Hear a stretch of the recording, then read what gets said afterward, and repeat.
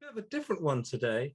I've got an interview with an author, an amazing, amazing young lady called Georgia Morley, um, who has managed in one beautiful book to basically say what I couldn't say in 6 books. It's a genius piece of work, and I can't believe how excited I am to have Georgia here today, because together we're going to get this book published, either with a publisher or we in Naked Leader believe in it so much we'll publish it ourselves. Georgia, hi, how are you? I'm very good, thank you. How are you? Very good, thank you. So Georgia, tell everyone about yourself. My name is Georgia. I'm 25. I wrote this book when I was 12 or 13, and it was an English project to write a book aimed at children between the ages of 4 and 11. And yeah, I had really good fun doing it, and my teacher loved it, and my mum loved it, and then you found it and also loved it, and I'm really flattered. It was really sweet that you liked it so much. How did I come across it?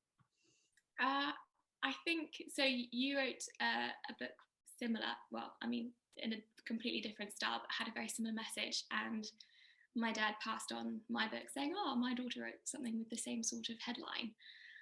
Obviously, completely different in terms of it being a book for children, but with the message of how important it is to be true to yourself, no matter what. So that's how you found it. Yeah.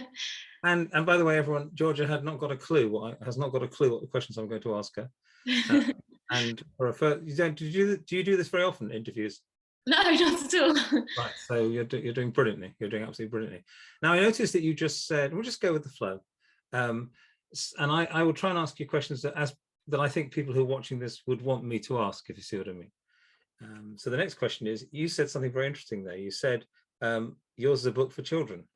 Yes. Is yours a book for children or a book for everyone? Well, I mean, I've got it here. The set project was to write it for children, so that was my. Oh, right. Okay.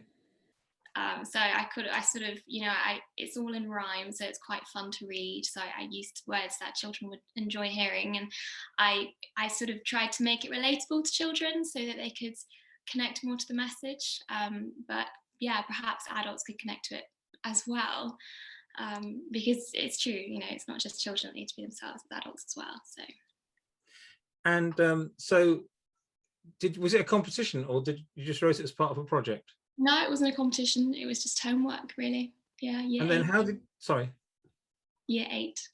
Right. And how did you come to get it to be? I've got this version. You've got the original version, haven't you? Yeah. So it's this one's. Can you hold the original version up, because that's going to be worth a lot of money in the future?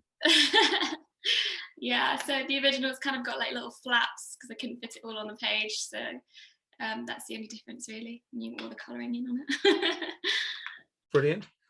So tell me, what made you come up with this very simple and beautiful idea around when we're young, we think about, don't we?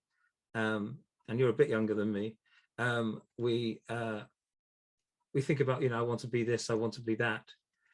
And you came up with this amazing idea as, I want to be me. I want, they want to be themselves, which is a very timely message. You say you wrote it when you were, what, 12, that was 9 years ago? A bit longer than that? Yeah, it's 12 or 13. 12 or 13, and you're now, did you say 27? 25 now. 25, sorry. Okay, so you wrote about 12, 13 years ago. Yeah. And yet it's become of its time, hasn't it? Yes, it has. And who else has seen the book? My English teacher from all those years ago. And did she or he like it? Yeah, she really liked it. She said good. Well, Georgia, here's a secret for you. That when you write an amazing book, and I've learned, I'm not a prolific writer in any way, but I've learned the hard way, if you like, about some of the pitfalls of publishing and being a writer. If you come up with a fantastic title, it's best to either tell no one or everyone. And we're going everyone today. So what do I want to be when I grow up, by Georgia Morley. So Georgia, it's not my book, it's your book. Why don't you summarize what messages and why they're so important, this book conveys, and why they're so important at this time?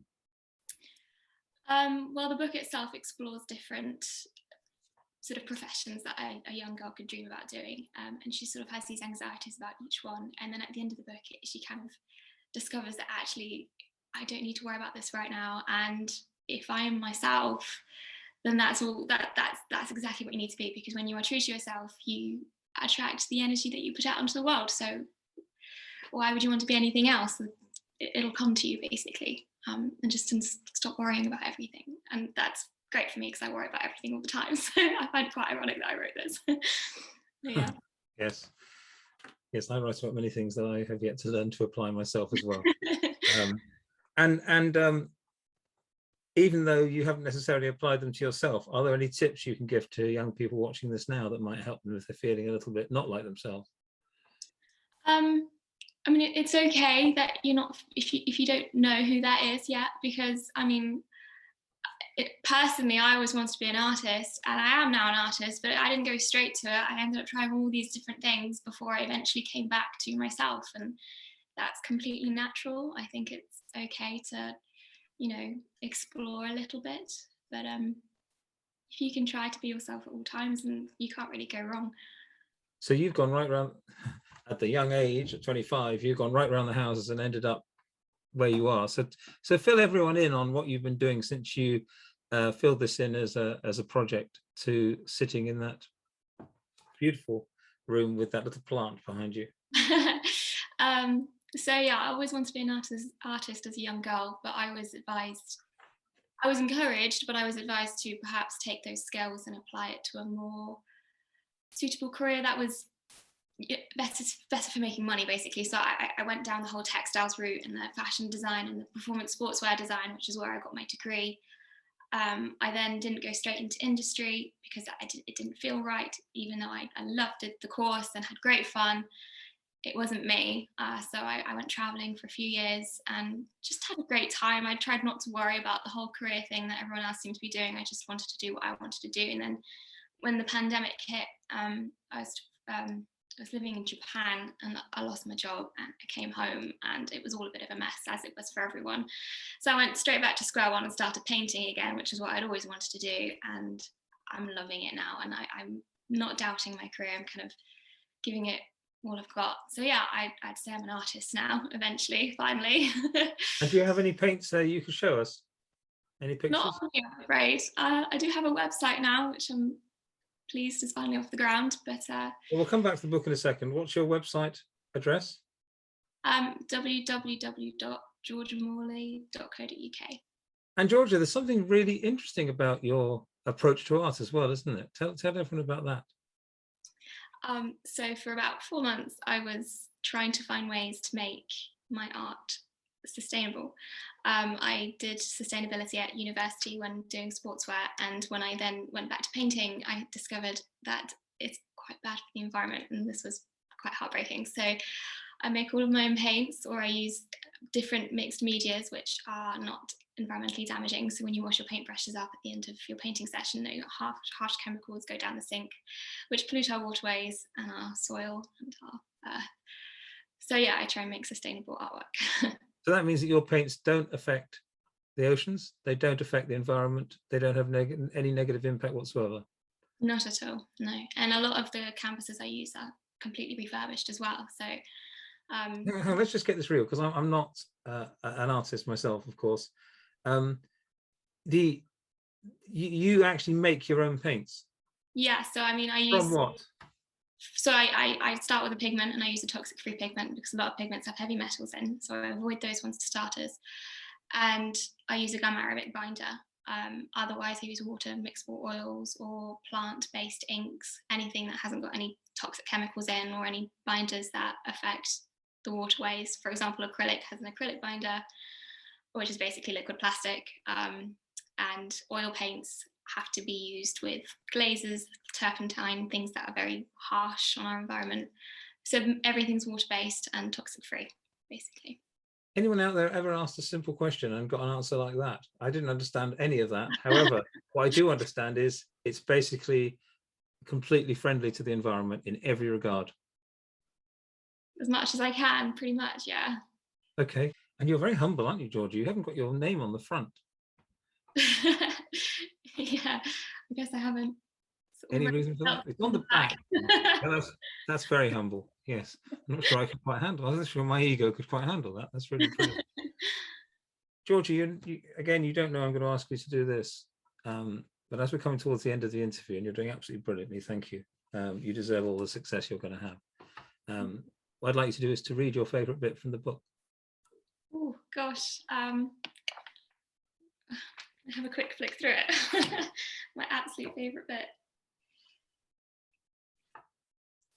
Perhaps read two bits that connect the left and the right, because that's why it's so brilliant, the way it's been written. Yeah, it does have a theme.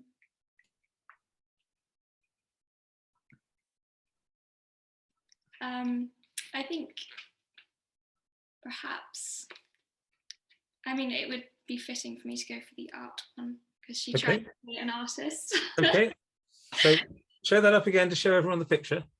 This is yeah. And the 1, 2 people watching our left is the before, and the one after is the after. Okay, so please, over to you. So she has the idea of being an artist. I could be an artist and make a great work of art. I could use my new felt tips and create a colourful heart. She's got this idea of a heart in her head. It's quite cute. Lovely, yes.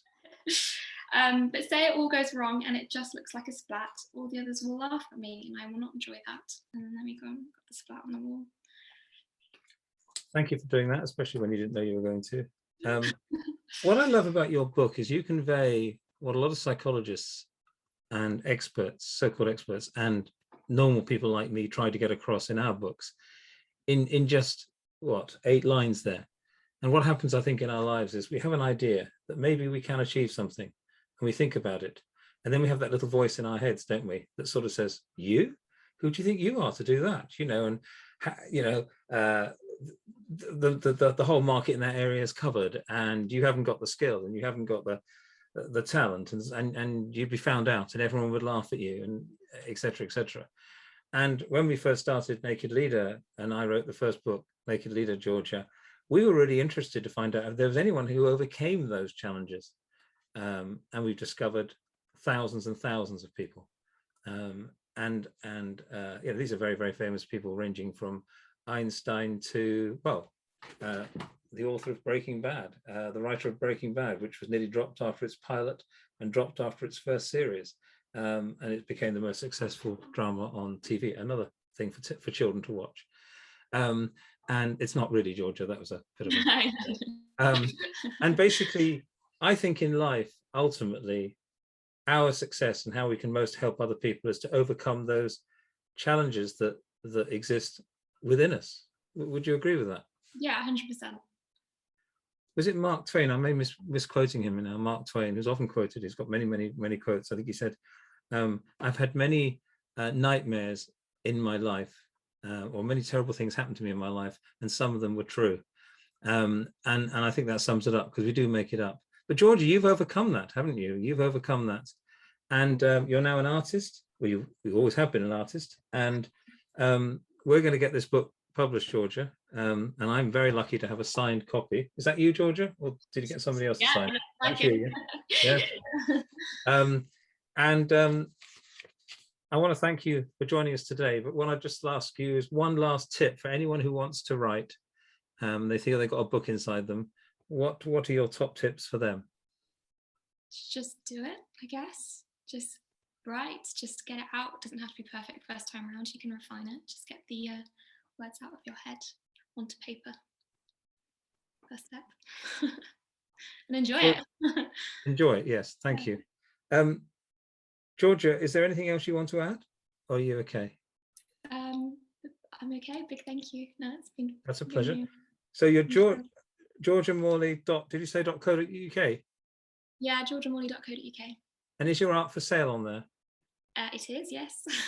Great. And what are your plans in life, Georgia? Just a nice, easy question to finish off with. Well, I would like to do a little bit more travelling, because I did enjoy that very much once the world opens up again. And I hope to create artwork from my inspirations abroad. They're mainly seascapes. So if I could see some beautiful oceans, I'd be very happy. Yeah. Great. Well, Georgia, thank you ever so much for your time. Thank you so much. Thank you. Okay, and we will put this right out there on our social media and on YouTube, because you are truly an inspiration to people. Thank you very much.